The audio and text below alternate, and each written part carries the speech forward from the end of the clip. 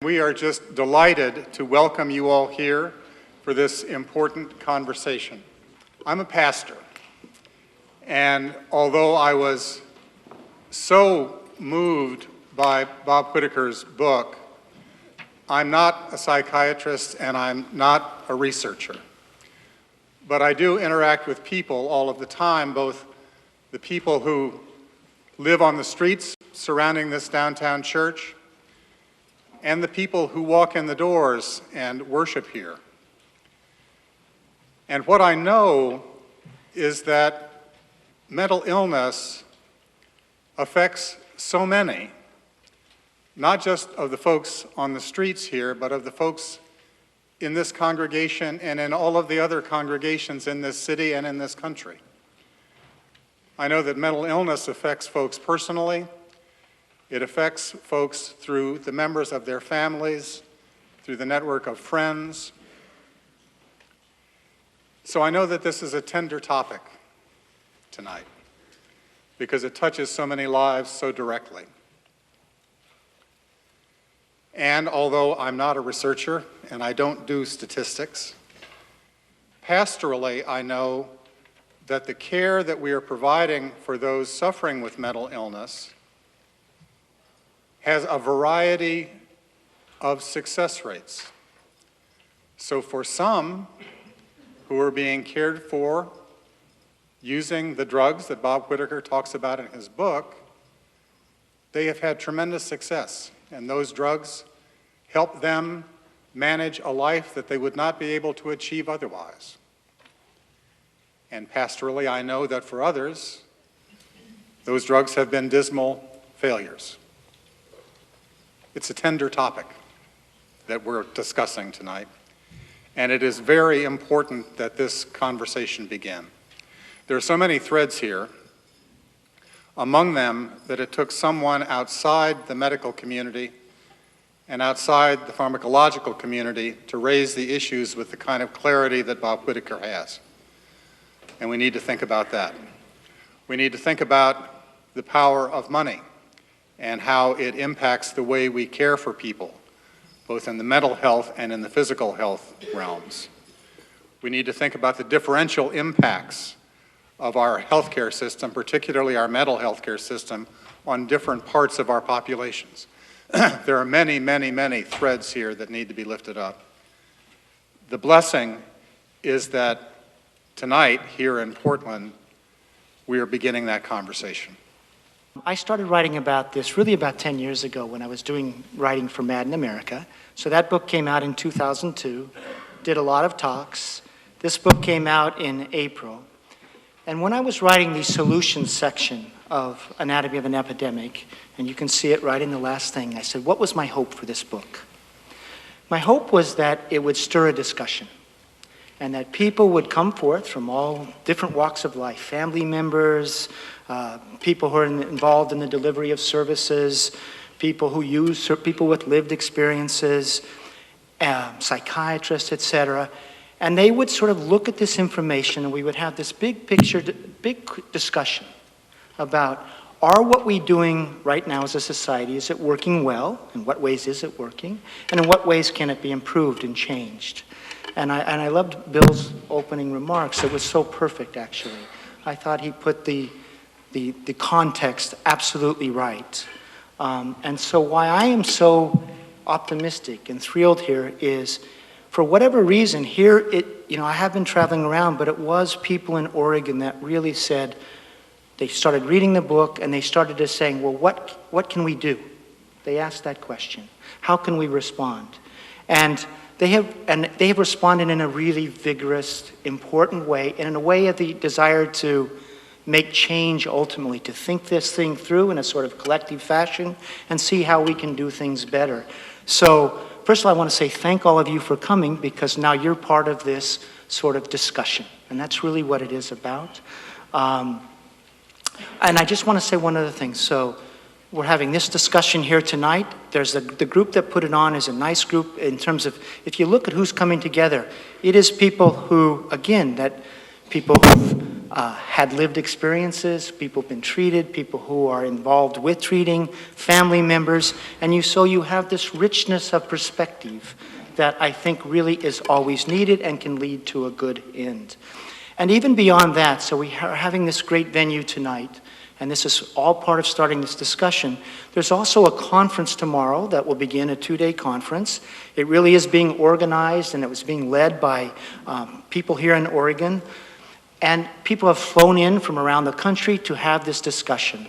And the discussion is, okay, what do we do well, and what can we do better? So I think this is such a note of optimism, so thank you. This is really a rewarding moment for me. Real quickly, in terms of the discussion, sort of framing this discussion and how it's framed in the book. One of the things we want to look at, first of all, is, sort of what is the common belief system? What is our common understanding about sort of the progress of psychiatry or of how we treat people? And the common understanding sort of goes like this, or not sort of. If you read conventional histories of psychiatry, the story is that Thorazine arrives in asylum medicine in 1955, and that kicks off a psychopharmacological revolution, this great leap forward in the care of those with mental disorders. Okay, and that drug is named as an antipsychotic, and think of the word, antipsychotic. It's like an antibiotic. It's a specific treatment for a disease. That's in that name. Then we get antidepressants, and that's another group of these new drugs that are apparently antidotes to a disease. Okay, and so if you continue this story, this conventional story is, we get this first wave of drugs. It makes it possible to empty the state mental hospitals. And then in 1987, we get a second generation of drugs. This arrives with Prozac, the first SSRI antidepressant. Those antidepressants replace the tricyclics, and those are said to be safer and more efficacious than the first generation. Then we get atypical antipsychotics, drugs like Zyprexa and Risperdal. Those are said to be better than the older drugs, older antipsychotics like Thorazine and Haldol. So it's this story, and we are told in the last 20 years that these drugs fix chemical imbalances in the brain. And if that's true, if they do indeed fix chemical imbalances in the brain, that usually is a story of medical progress. So if you look at the great leaps forward in medicine, it's when they so often it's when they identify a pathology and then they're able to fix that pathology or design a drug in response, okay? So anyway, that story writ large is a story of great progress. And you can read, U.S. Surgeon General David Satcher in 1998 produced a long report on mental health. And here's what he said. He said that prior to 1955, prior to Thorazine, we lacked treatments to prevent people from becoming chronically ill. Then we got this vast array of safe and effective treatments, and now we can prevent this chronicity in most people. Okay? That's the story of medical progress. And by the way, in the past 20 years, since the arrival of SSRIs, we have embraced this in a big way. So for example, in 1987, our country spent about $800 million on psychiatric medications. In 2007, it was $40 billion. So there is this extraordinary increase. And also, if you look at the expansion of the market, or the use of these drugs, something like 10% of all children, 0 to 18, now take a psychiatric drug in the United States. So that is quite a societal embrace of this form of care. In adults, I can't quite figure out what the percentage of adults is, but I think it's at least 15% today. So we really have embraced this paradigm of care. Okay, so what I did as a starting point, just to question this, is it really, have we had this great advance? Is this paradigm of care really working for us? The first thing I did is just look at disability rates in our society due to mental illness. And by disability rates, people who in one way or another are under government care, okay? And the way that other people have tracked this metric from 1955 forward, and there can be a problem in a small way, but let's just do what they have done. In 1955, they say those under government care, because they were, quote, disabled by mental illness, were in state and mental hospitals, okay? And so in 1955, there were 560,000 people in state and county mental hospitals. But you need to dig into those numbers a bit, because it turns out at that time there were a number of people there that really weren't there for what conditions we would say were our psychiatric conditions. There were people there with end-stage syphilis, Alzheimer's disease. They served as nursing homes in many cases. So there were really 360,000 people with a psychiatric diagnosis in those hospitals at that time. Now you take the population, and that's a disability rate of 1 in 480 people, roughly. So that's our baseline rate as this revolution unfolds, okay? Now, after that, we do decide as a society to try to deinstitutionalize our mental hospitals, and we say we're going to care for those with serious mental illness in the community, right? And so what happens is we set up basically a disability system, SSI and SSDI. These are federal government programs where if you are disabled for whatever reason, you can get this federal support, okay? And what other researchers have done and said, if you want to track the number of disabled mentally ill in our society, you have to then look at the SSI and SSDI numbers, okay, going forward in modern times. Now, there can be a little bit of a problem with this. It may be that it's a little bit of an apples to oranges comparison, but nevertheless, let's go forward with it. So in 1987, and this is the moment Prozac arrives in the market, there were 1.25 million people on SSI or SSDI because of a mental illness. That's why they were declared eligible. And that's a disability rate of around 1 in 184. Okay, so we went from 1 in 480 to 1 in 100 and roughly 84. Now there may be some problems, like I said, in comparing that metric, but now let's just compare from 1987 to 2007. Our spending on psychiatric medications rose from 800 million to 40 billion in that time. The number of people on disability from 1987 to 2007 tripled. It went from 1.25 million to 4 million adults. And I don't know how many, so you can see a beginning of a question arising. Why are we seeing this rise in the number of people on disability? And that disability rate in 2007 is down to about 1 in 75. So you see, excuse me, as this revolution has unfolded, we are seeing a rising disability rate. So at the very least, it raises a question, I think. And how many people do you think we have here? I don't know. Do we have like 300-400 people here? Does that sound about right? 400 people. The number of people going on disability every day in the United States, adults, due to mental illness, is 850 people per day, 365 days a year. So imagine 2 auditoriums this full, that's how many people are going on to disability. And that's why I call it the epidemic. It's at the very least, it shows you that we need to pay attention to this and ask questions about what's going on. Now, how about children, just for a second? In children in 1987, there were 16,200 children who received an SSI payment because they were disabled, they were considered seriously ill due to a mental illness. 16,200. Today, it's 600,000. So there's this 35-fold increase. The number of children going on to disability now every day in the United States due to mental illness is 250 children per day. That's the scope of this sort of epidemic we need to talk about. And if you follow those children forward to age 18, they are going right on to lifetime, long-term disability, many of them. And it's like this pathway has opened up in our society where kids do get diagnosed, they get treated, and next thing you know, they sort of have this career as a mental patient stretching out before them. And just so you know, in terms of societal cost, I did some back-of-the-envelope calculations, like that child that goes on at age 18, that youth, what's it going to cost to support that person? What's going to be well over $1 million?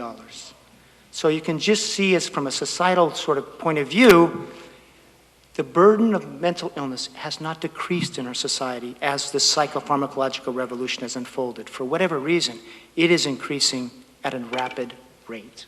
In terms of spending on mental disorders, on mental health services, in 2001, it was, we spent about $85 billion on mental health services in this country.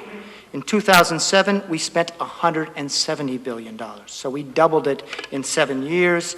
And now if the federal government had a report recently, if you look at medical expenditure, spending on mental health services, there's the fastest growing concern. So I think you're beginning to see the scope of the puzzle and why we do need to address this. And here's how I set up the puzzle in the book, and I really want to echo what Bill said. Do we know that medications help many people in times of acute distress? Yes, we do. Do we all know people who are on medications and doing well? Yes, we do. But nevertheless, so we know that the medications can help. But nevertheless, we have this disability, rising disability at the time of rising use of medications. And so, having set that puzzle up in the book, I'm asking these questions. I really want to address. First of all, do these drugs fix chemical imbalances in the brain? Is that true? Is that belief system we have, is it an accurate one? Because also that becomes the rationale for long-term consistent use, because they're like insulin for diabetes. We want to know if that's true. The second thing that this book does, and I really think it's the first effort to really do it, is try to look at how do the medications shape long-term outcomes in the aggregates. In other words, are we improving the course of schizophrenia in the aggregates? Are we doing that for anxiety? Are we doing that for depression? And are we doing it for manic depressive illness? And then again, the thing is you want to look at sort of the collection of outcomes, okay? And hopefully what we're going to see is that we are, but this is a question that really hasn't been addressed before. And I can talk a little bit about how I do it, but that's really the heart of the book, to really try to bring that information forward. And then the final question I'm really asking in this book is this. Is it possible that you can take people who have a milder problem, say a mild bout of depression, and they get treated with an antidepressant? Will there be a certain percentage of people that maybe have an adverse reaction to that or a bad reaction to the antidepressant? Say they might have a manic episode or even a psychotic episode or whatever. And once that happens, do they get pushed into the bipolar category, which is a much more serious diagnosis? And the reason you need to ask this question and why you want to ask this question is this. Bipolar illness used to be called manic depressive illness. It used to be fairly rare. So if you look at prevalence numbers for manic depressive illness in, say, 1950s, it was about 1 in 5,000 people, adults. Today it's 1 in 50. So there's a 100-fold increase, roughly, in the prevalence of bipolar illness. So if we really want to figure out this epidemic, we have to figure out where are all the bipolar patients coming from. So those are the 3 questions in the book. And obviously I don't have time to go through it in great detail, but I'll sort of hit some highlights and then I'll get off the stage as fast as possible because there are some panel members that I am really eager to hear here. Quickly, the chemical imbalance story. Where did that arise? The chemical imbalance theory of mental disorders arose actually in the 1960s, and it arose from an understanding of how medications act on the brain. It did not arise from investigations of people so diagnosed. It arose from understanding in a very specific way, first of all, how antipsychotics affect the brain. So we had Thorazine and Haldol, and I'll explain this in a second a bit more, but what they learned was that those drugs block dopamine transmission in the brain. Dopamine is a neurotransmitter, right? So they learned that they blocked it, thwarted it, decreased that transmission, so then they hypothesized that people with schizophrenia had too much dopamine in the brain, okay?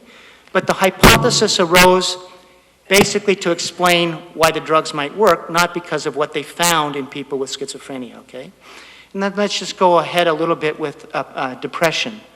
So you've heard the story about that people with depression have low serotonin, right? We've all heard that. That arose from understanding how antidepressants act on the brain, all right? And then they hypothesized the opposite. So real quickly, since we've all heard about, I'll do the story with antidepressants since we've all heard the story. So Prozac is known as a selective serotonin reuptake inhibitor, right? So here's how Prozac works. You have a presynaptic neuron. Neurons have to communicate in the brain, right?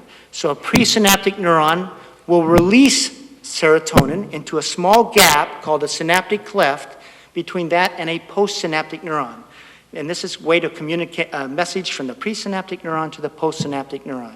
That serotonin enters the synaptic cleft and it binds with receptors on this postsynaptic neuron, okay? Now that message has to be, it needs to be short and quick. So the brain has to remove that serotonin from the synaptic cleft really fast to end the message. Now, the way it removes the serotonin, it does it in one of two ways. It either has an enzyme that comes along and metabolizes the serotonin and carts it off as waste, as metabolites, or it is taken back up into the presynaptic neuron via reuptake channels. So what Prozac does, and the SSRIs, it blocks the reuptake channels.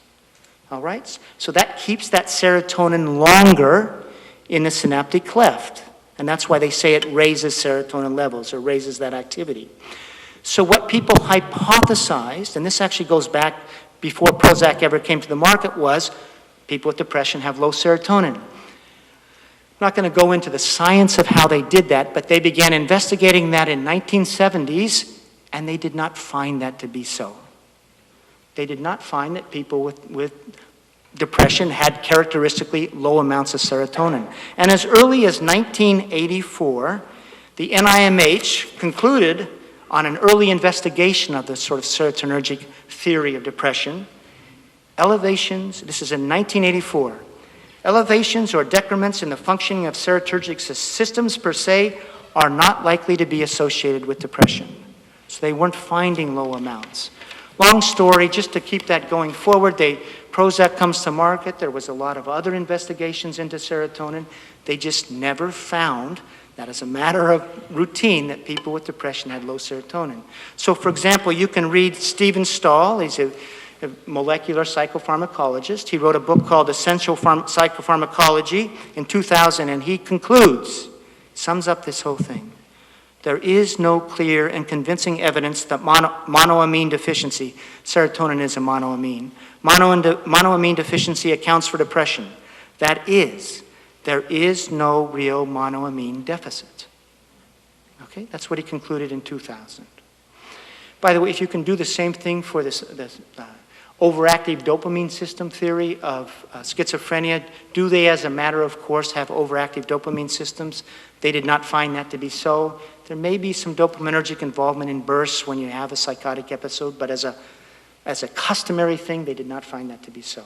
So, for example, Stephen Hyman, he was the director of the NIMH in the 90s. He's a neuroscientist. He says in a 2002 book, there is no compelling evidence that a lesion in the dopamine system is a primary cause of schizophrenia. Finally, in 2005, Kenneth Kendler, co-editor-in-chief of Psychological Medicine, writes this, of this whole long search for chemical imbalances. He says, we have hunted for big, simple neurochemical explanations for psychiatric disorders, and we have not found them. Now, what are the ramifications of this? The ramifications of this are, there's many, but one of the ramifications is, first of all, good medicine and a good societal sort of use of medications requires an honest understanding of what's going on. And there was just a paper out that surveyed Americans about their understanding of mental disorders, and 80% of Americans now know that depression is due to a chemical imbalance. 87% of Americans now know that schizophrenia is due to a chemical imbalance. Now, that is not a story of a society that has come to understand mental disorders. That is a story of a society that has become deluded about mental disorders.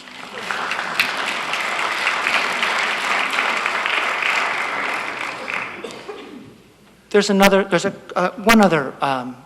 couple other ramifications. I'm not saying that there might not be biological involvement. I actually think there is biological involvement many times with psychiatric problems. We just don't know what it is, okay? That's the second thing. But the second thing is this. We have this belief system you have to necessarily stay on medications for life because they're like insulin for diabetes, right? That becomes the rationale for long-term use. But that's a false rationale. These drugs are not like insulin for diabetes because they're not fixing any known problem. The next ramification is really a note of optimism. If people don't necessarily have a chemical imbalance, it may be that someone can have a bout of depression, get better, and just get on with it. It may be true with psychosis.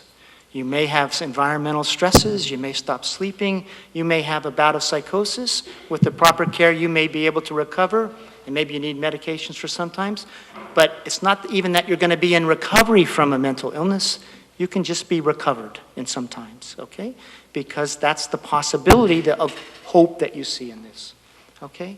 Anyway, this is part of the discussion I think we need to have. We need to think honestly about what we know about mental disorders. And unfortunately, the brain being this extraordinarily complex place, it just has not given up its mystery, so to speak, in terms of really what are, quote, biological pathways for these different disorders.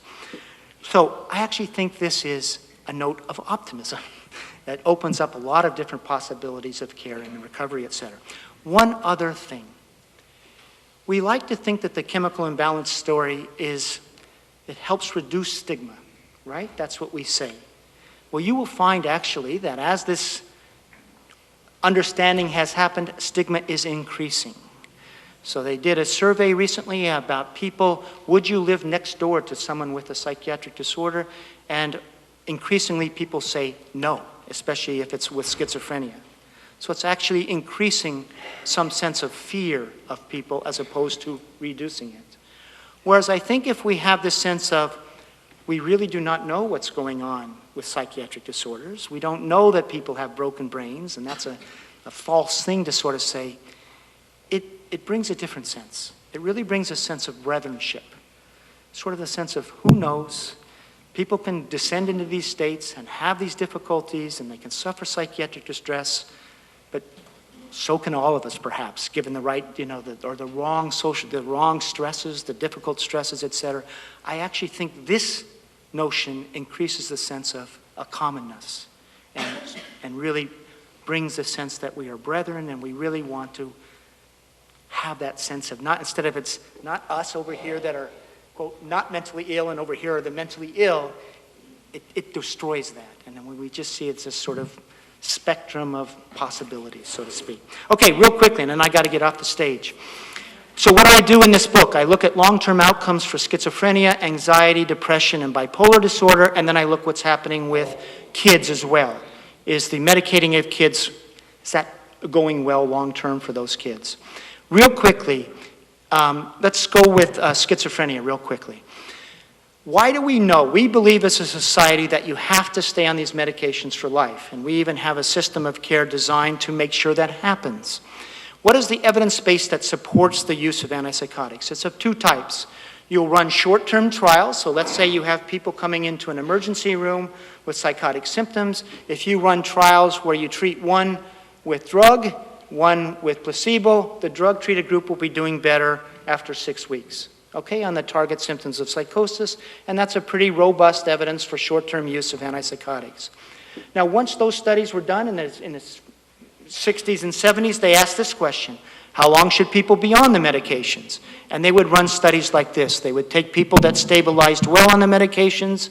One group would be maintained on the drugs, the other group would be withdrawn, usually abruptly so, and those abruptly withdrawn would relapse at a higher rate, meaning the symptoms would return, as opposed to those maintained on the medications. So researchers said, you take the drug away, people relapse. That shows that the drug prevents the return of symptoms. They prevent relapse. But that's the evidence base for maintaining people on medications long term. But that doesn't tell you a couple things. First of all, you got the problem that maybe the high relapse rate is due to the withdrawal, okay, and the speed of withdrawal. And second of all, it's not telling you, is that helping people go to work? And is it really changing the long-term course of, quote, schizophrenia or psychotic disorders? It tells you nothing about functioning. And in 2002, a guy named Emmanuel Stipp, who is a psychiatrist at the University of Montreal, he looked at the long-term literature for antipsychotics and he said this: do we really know after 50 years that these are effective over the long term? And he says, really, there is no compelling evidence on the matter. And if we really want to take a closer look at this, we bear the risk of seeing some real surprises. So that's what he said in 2002. And that set me off on, can I figure out how are these medications shaping the long-term course? Real quickly on this. One of the first surprises you find, so the first thing I did is, If you go back with first episode schizophrenia patients from 1945 to 1955, what were their outcomes? This is before we had Thorazine. And you start to see something pretty optimistic. 70% would be discharged within 12 to 15 months. And at the end of 3-5 years, 70% or so would be living in the community, and they weren't on disability because we didn't have those things, those systems. So we have this sense that schizophrenia back then, nobody got better. That's not true. Many, many people got better. And the employment rates for those first episode patients from 1945 to 55, higher than 50%. So that actually is a moment of some hope, right? I'm going to bounce really quickly through the research literature on this. The first long-term study was done of any sort, was a one-year study done by the NIMH in the early 1960s, and it had 4 arms. 3 groups were treated with drug, the 4th arm was treated with placebo. Now, after 6 weeks, the drug-treated groups were doing better. After 1 year, they did notice something odd. They noticed that for whatever reason, those treated with drug as a group in the hospital had a higher rehospitalization rate. There's a little bit of a sense here that maybe you're even predisposing people to greater chronicity. But the most important thing is this, is what was the employment rate in that early time of the year? 58% were employed after 1 year in that large group of patients, and 54% were self-supporting. 2/3 of the women were functioning okay in the role of a domestic role. This is the 1960s, okay? This is a high level of function. I just want you to read what the NIMH researchers concluded at the end of 1 year. And this is not necessarily medicated patients or unmedicated patients. This is for the group as a whole. Some are off meds, some are on. The ex-hospitalized schizophrenic is more likely to be employed than not after 1 year, and if employed, is more likely to be working at a level equal to his best before hospitalization and getting on with his coworkers. So what do we see at this early moment? I'm just trying to instill this possibility, some sort of robust recovery, right? We're seeing that in the literature. 2 other studies I'm going to talk about with schizophrenia, and then we'll move on real quickly to a couple others. In 1978 to 1981, a gentleman named Martin Harrell, he's a psychologist at the University of Illinois, began following a large group of patients diagnosed either with schizophrenia or 1 minute left, or psychosis, okay, or other psychotic disorders. And he just followed them up at 2 years, 4.5, 7.5, 10, and 15, okay? And then he saw, were they in, I'm going to take 3 minutes. And he was going to say, are they in recovery, are they working, and are they taking medications? And here is his outcomes. At the end of 2 years, let's say in the schizophrenia group, those off medication were doing a little bit better than those on medication. At the end of 4.5 years, the off medication group between year 2 and year 4.5 continued to get better, such that at the end of 4.5 years, 40% of those off medication were in recovery versus 5% of those on medication. And that difference stayed the same throughout the 15 years. So there was a much higher recovery rate for those off meds. There can be many reasons for that, but at least you can see in that possibility that some people diagnosed with schizophrenia can get better and just do well. And over half of those off meds were working. In terms of the other psychotic disorders group, same sort of thing. And on the whole, it was that group that did much better long term. That's one thing you find. The second thing you find is that of those who got off, in the aggregate, they had really good outcomes. They were sort of in a recovered category, high employment rates, sort of lower rates of people suffering with symptoms. So what I'm telling you in that literature, and this is part of the discussion we need to have, is this idea that all people need to be on medications all their life, it's not reflected in the literature. And maybe what you need is a paradigm of care that uses medications in a more selective fashion. And the beauty of this is there's some people that clearly can really do well, get off, and just get on with their lives, whether it be milder psychotic disorders or schizophrenia. Last thing, and then I am going to get off. There's a group in Finland in 1992 in Western Lapland that began using medications with their first episode psychotic patients in a different way. They began delaying initial use of antipsychotics, and the thought was if we throw a lot of resources at people at that first break, can we help them get back on their feet without medicating them with antipsychotics? And they would use sleeping aids. They might use benzodiazepines to help people go to sleep. And they found that often they could. And they began using antipsychotic medications in a selective manner. They delayed initial use. If persons didn't start getting better, then they would use the medications for a period of time. And then those who were exposed, they would have a further sense who could go off successfully and who needed to stay on the medications. It's sort of a selective best use model. And here are their results at the end of 5 years. They now have by far the best reported results you'll see in the Western world. 80% of their first episode psychotic patients are either working or back in school at the end of 5 years. Only 20% have gone on to long-term disability. In terms of antipsychotic medication use, about 1/3 have been exposed to antipsychotic medication during that 5-year period, and about 20% are regularly maintained on the drugs. So what's the point of this story? The point of this story is that, and this conference is being called a Medication Optimization Conference, is maybe if we have this conversation, we can learn to use these medications in a more selective, cautious, thoughtful manner and figure out for whom and for when and for how long, and then we can block this disability rates, we can stop this epidemic, and we can really start having systems of care that promote robust long-term recovery, and that's the hope here.